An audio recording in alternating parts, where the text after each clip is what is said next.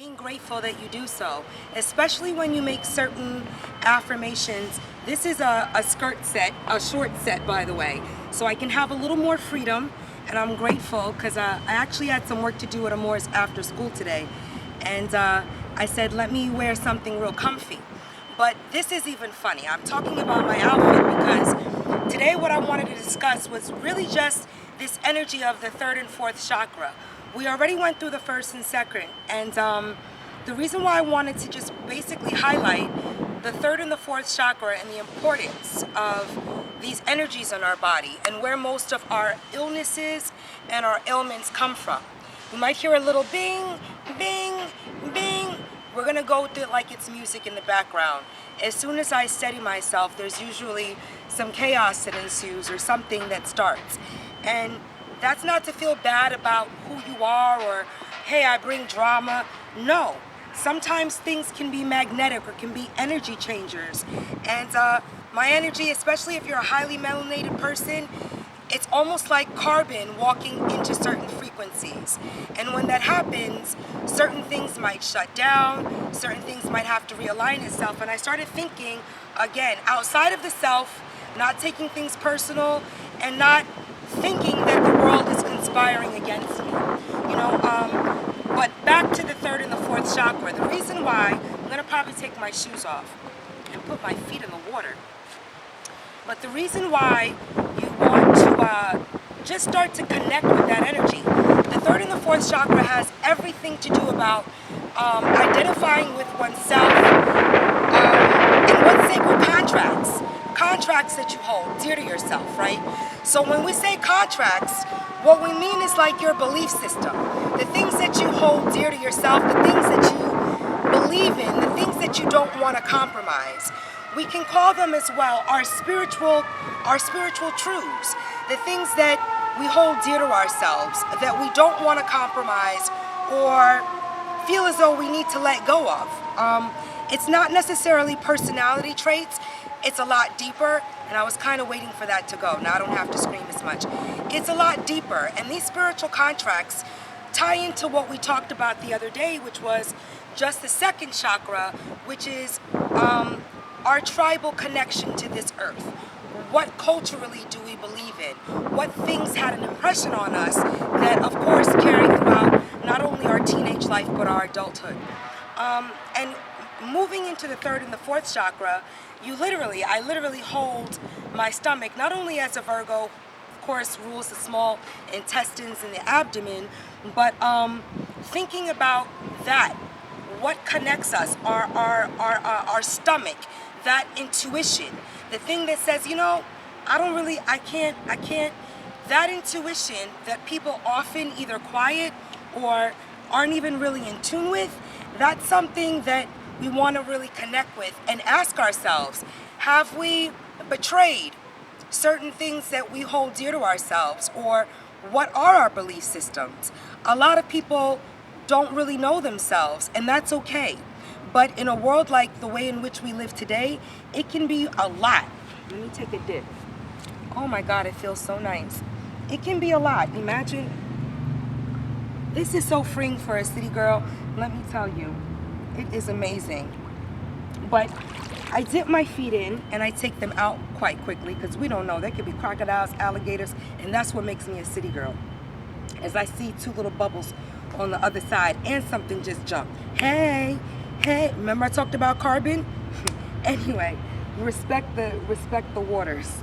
So, in thinking about those things, it made me think about not only, you know, how much like peer pressure and certain things that make people not only contradict that sacred voice, but that make people feel as though they have to experience things that they know might be out of the set of their norm. So for me, for instance, this outfit, I never wear animal print. I'm not a fan of it too much. I'm not really into it. I had this like thing since I was like a teenager, and I asked myself, why, like, you got this nice little gift, why don't you wear this outfit? I said, it's not really my style. It's not really, I said, well, what is your style? Why do you have a style?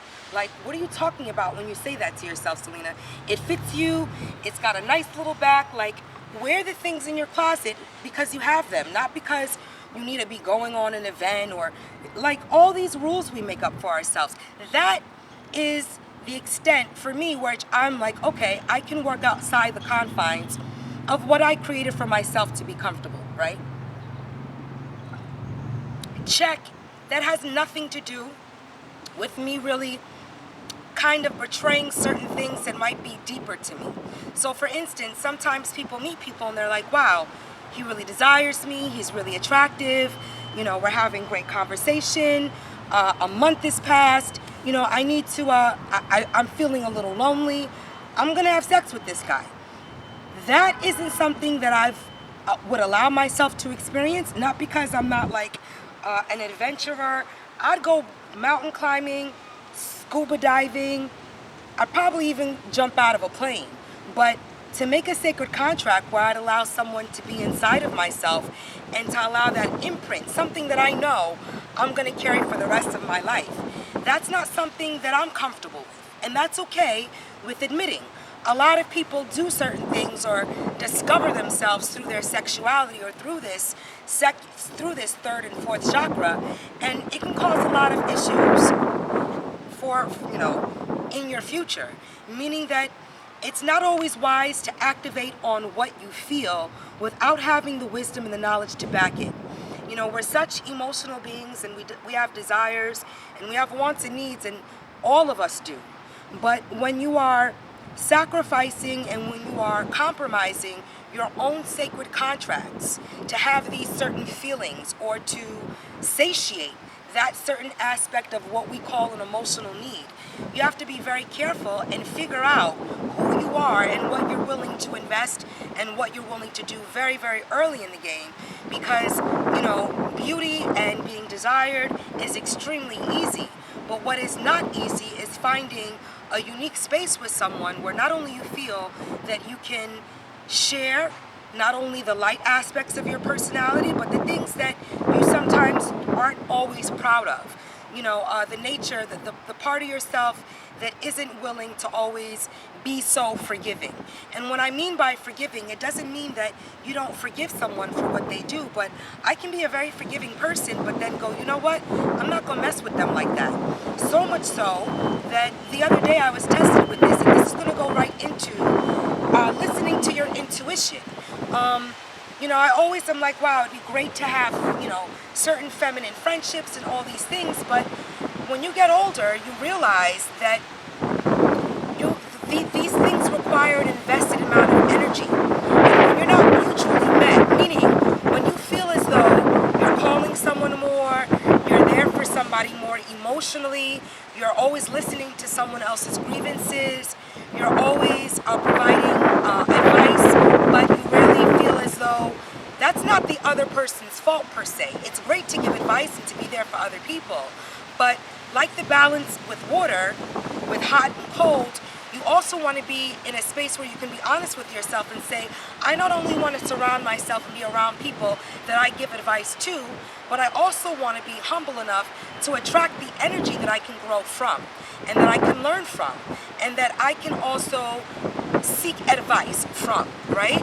So in knowing these things and not putting yourself in the space of always being the counselor or the speaker, sometimes we can get caught in our ways of thinking and our ways of believing, and when other people aren't on board with that, we can feel violated, which is a very natural thing. But when you start to tie that into certain emotional relationships or relationships that are based on, you know, intimacy, you have to really honor the other person's right to express what they want to experience, right to express what's of comfort to them, and right to say, hey, you know, I might have been doing this for a while, but I no longer want to do that. And that can be very difficult, because what I realize is in talking to a lot of, just a lot of feminine energy as of late, which I'm grateful for. Thank you to all the women that write and that we've spoken, you know, privately.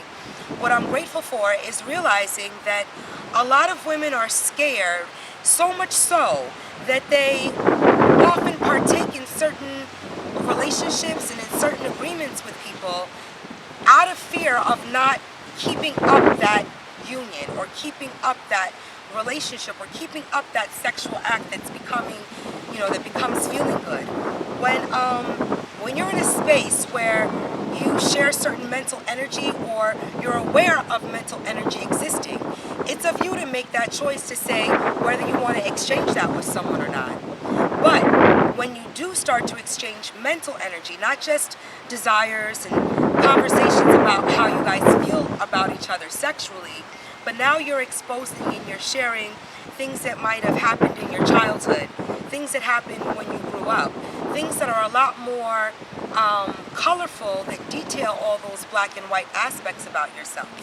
That's when you're opening up the intimate aspects of yourself with someone, and someone will feel that and you'll be able to exchange that energy. And when you do that, and when you are in that contract with someone, it is sacred. It is wonderful. But we often, as human beings, want certain emotional feelings to last forever. And I can't say that women don't go through this, and men as well, but women being emotional beings and thriving off of certain feelings of eros and certain feelings of romance, we can really become addicted to feeling desired and feeling wanted. But are we being heard? Do you feel listened to outside of the bedroom? Do you feel as though your partner, all of these little details mean a lot, because so many women that I've met actually kind of, what do they call, like Build-A-Bear workshop.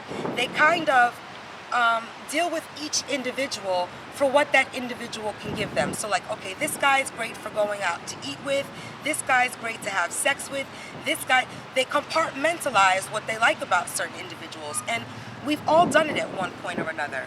But when you do things like that, you're creating relationship agreements with these people, and you have to remain honest, and you have to be careful about what it is you're willing to exchange for said such energy.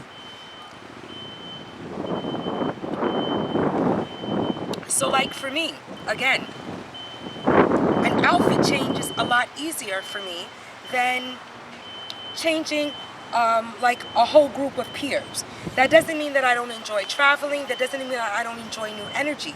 But to actually open up like my intimate side of myself to people, it takes time. And when you get older, you'll realize not everybody has time to build these types of intimate relationships, because they might be involved in one, they might have a family, they might have certain relationship agreements that take a lot of their time. And any woman or anybody can feel slighted or shafted or as though someone isn't. All of these things take place as you're getting to meet someone, and it's so vital to be honest about what it is you can contribute consistently and what it is you can't. So saying all that, following one's intuition and being able to not exist solely in a space of, when we talk about fear and living in the now, so many of us are often afraid of what's going to happen or what people are going to think of us, and and that brings us back into these old contracts and these old ways of behavior and these old modalities that we might, or that one might have declared that they no longer want to partake in. Not because they can't unconditionally love, all these things, but you have to be clear about it. And I realized the more that I was making certain declarations to myself, the more I was being tested with the resolve in such. So the more I liked my certain sense of peace and privacy in my home, the more I would be tested with, maybe people needing to stay for a while, or traveling, or needing certain things of me that might have made me renegotiate those contracts or those boundaries that I'd set up. But at the end of the day, I said to myself, are my physical boundaries so frigid that I can't allow new energy or energy that I might know into my space? All these things that I felt I was holding on to, that actually was causing ailments and illness. And how do because the fear was, how is the other person going to take, hey, you can only stay for 2 weeks, or hey, I only have a month. How is the other person going to digest me making certain things a priority in my life. And that kept me in a space of fear for so long. But what it does do as well is it makes you break and it makes you be dishonest in those contracts. And you have to have faith that whatever people you attract are going to love you for who you are. And if they're not, then you have to figure out ways to allow those people to part ways, to part. And that can be very difficult. You know, I talked about the other day a relationship with my sister. And these are, again, relationships and contracts. I can't let my sister down. You know, certain things happen in our lives that not only did we lose our mother, but we were kicked out of our home that we grew up in first 18 years of our life the night of her funeral. So such trauma like this can break the psyche and can break the spirit in such a way where not only do you feel alienated, but you're angry and you feel abandoned and you have to become the sacred mother and all of these things that at the age of 19, I didn't realize what losing my mother represented, because that was the easy part. The hard part was the adjustment to the real time, the real world, the loss of all the other family that was associated to that. And now having a sibling that I knew looked up to me, even though I was the younger sister, looked up to me for emotional balance and care. So for the first, I would say 5 to 7 years, it was just about being there for her, opening my social circle to her, making sure that, you know, not because that's what you do. It was a no-brainer. But my sister and I weren't like chummy growing up in our adolescent years. She was, you know, really into rock. I was really into hip hop. You know, she liked being inside. I liked going outside. All these little things that siblings go through. But what it did is it colored our relationship. So when my mom did pass, or when our mother did pass, she really felt a sense of loss socially. So of course I'm going to introduce her and come to college and whatever you need to do. But small things turned into, or small visits turned into monthly stays. But, you know, I couldn't find it in my heart to be like, yo, you gotta go, because where is she gonna go? We don't have a family house anymore. All of these things that I allowed to become burdensome, but at times I realized I was taking out on her, like, hey, you're in my roommate's bunk bed, like, you gotta, like, what are you doing? You know, and I started to become a little cold and frigid. And I realized I've got to address this, you know, and it took me years, but once I addressed it, let's just say that it became such a horrific scene of betrayal for her that, you know, I've moved 5 blocks away, but 5 blocks can feel like 500 for someone that physically has relied or has put you in a space of need or of happiness or of whatever for them. And for me, it was a very difficult blow, because I realized I had to take certain steps back because I was losing certain friendships, certain friends of mine, one of my, you know, my boyfriend of 8 years. I'm not saying that he said she was the reason, but that was at the top of his list, and it made me think like, okay, he doesn't want to be with me anymore, but he's also saying that, yo, your sister's too much. And you know, no matter how much I would tell my friends, you don't have to this was a very delicate situation that required therapy and even though all of this was sought for and was gotten, it was still so difficult for her to move on. And, you know, it wasn't until 10 years passed of her silencing herself for me and choosing not to return my phone calls and, you know, having incidents of me finding myself running after someone that didn't want to be found. I had to take steps back and say, you know what? I hurt her very badly, and I have to now allow her to figure her life out however she needs to figure that out. I didn't expect 10 years to pass, but, you know, after I, you know, gained communication, after I had and Moore was like 2 at the time. Mind you, he's turning to be 9. I haven't seen my sister in 5 years, or wait, 2, 3, 4, 5, 6, 7, 8, 9, almost 6.5, 7 years now. And I had a crazy dream the other day about her. And, you know, it just made me think like, wow, your sister might not be physically here anymore. You know, she's 2 years older than me. She's 42 and a half. But You know, I've always believed in my dreams. I've always listened to them, and I don't take them literal per se, but I know they represent something extremely deep. So for what I saw in the dream realm of her literally walking into the ocean, you know, she might be emotionally overwhelmed right now.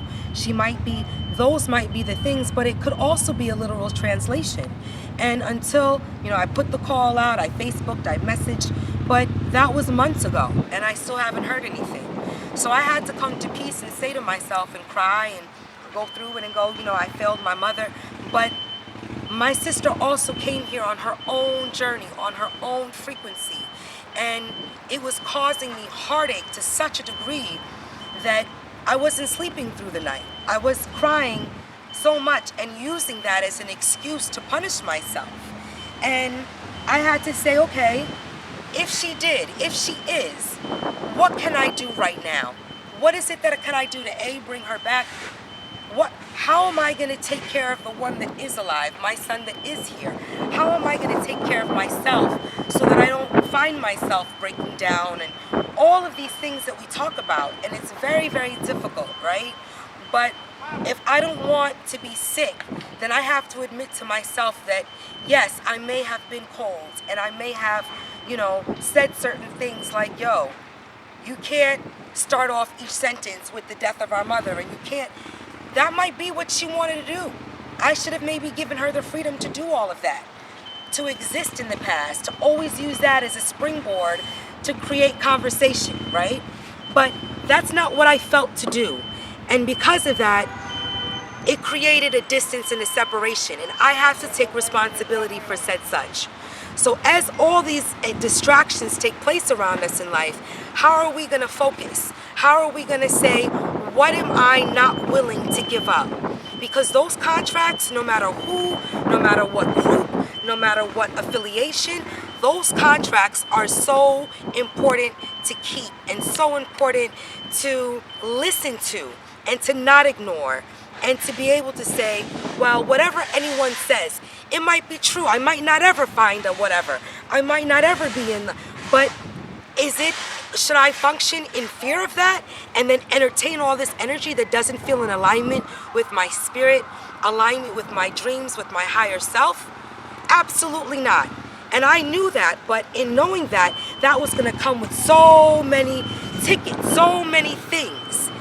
And I had to allow those things to take place, because if I didn't, who's to say what I might? And I still might, but at least I know in the now I'm not violating those contracts. I'm not betraying certain aspects of what I believe to be loving and true and sacred to me, even if it means me waking up by myself.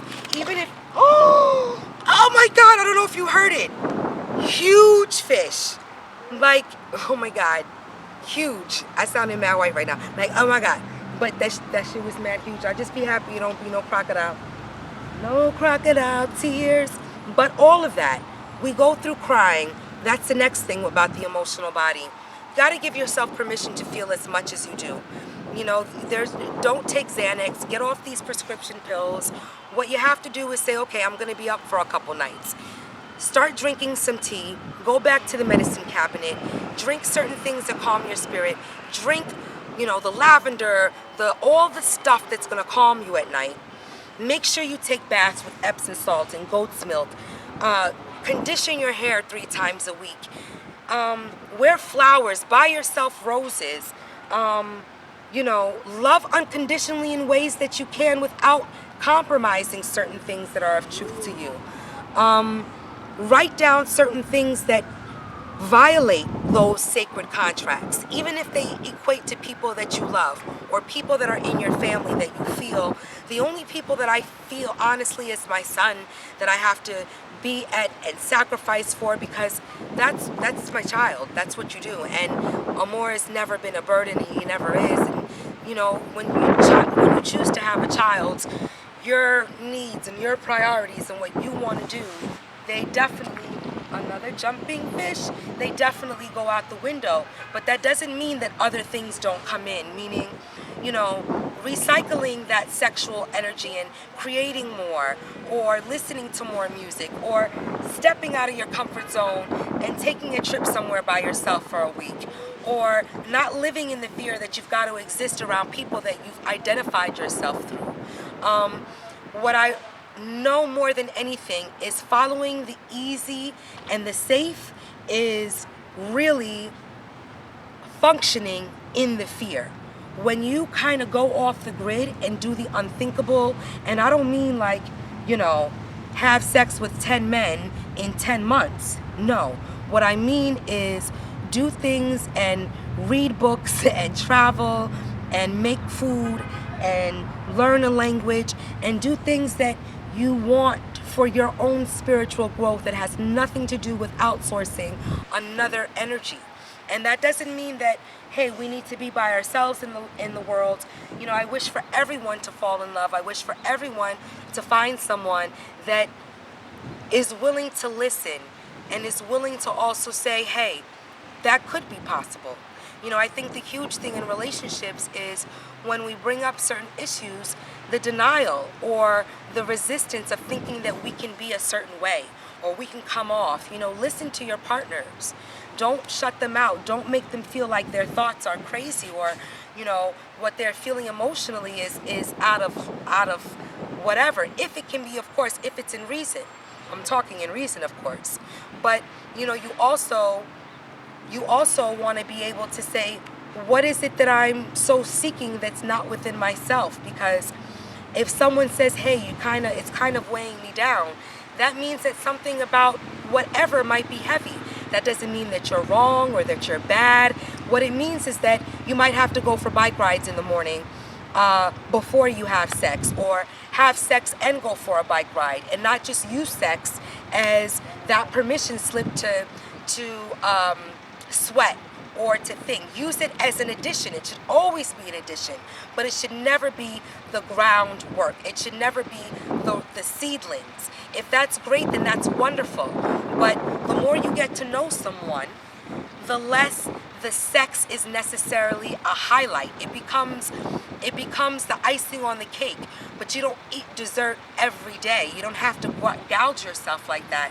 Sometimes just watching a great movie and giving each other head is enough, And I say this in all maturity because there's so many different levels of intimacy, and that when I'm talking about when you do start to exist on a mental level with someone, when it becomes just physical, something is off. Something is wrong. Your partner can feel it. You can feel it. That's what they even say when a woman goes, I know you've been, because there's not a connection. There's not an I. And who would want to betray someone that they were so good to, or someone that they had great experiences with? Not everything has to be long-lived and long-lasting. You don't have to punish yourself if it stops at 13, or if that, sometimes it's to take a step back, to reevaluate, to not, entertain a whole bunch of other in lieu of, just to be still. And that can bring up so many volumes in one's mind, and that's truly what people actually are running from, is that inner voice, that thing that they don't want to sit with. But once you sit with that, you're at such peace, you're at such ease, because not only do you face those aspects of yourself that you might have sought solace in others, but now you're in a space where the real fun can happen. You can really meet anyone. You can really do things without feeling as though, you've got to live by certain rules and regulations, because you know yourself. You know what you're not going to violate. You know what you're not going to give up for money, for whatever, right? And that truly is the investment. So know yourself beyond, I say beyond just what people reinforce and what people have gotten used to you being. That's also another thing. Like, who are you outside of your occupation? Who are you, or what defines you outside of, a certain clique or a certain set of people that may get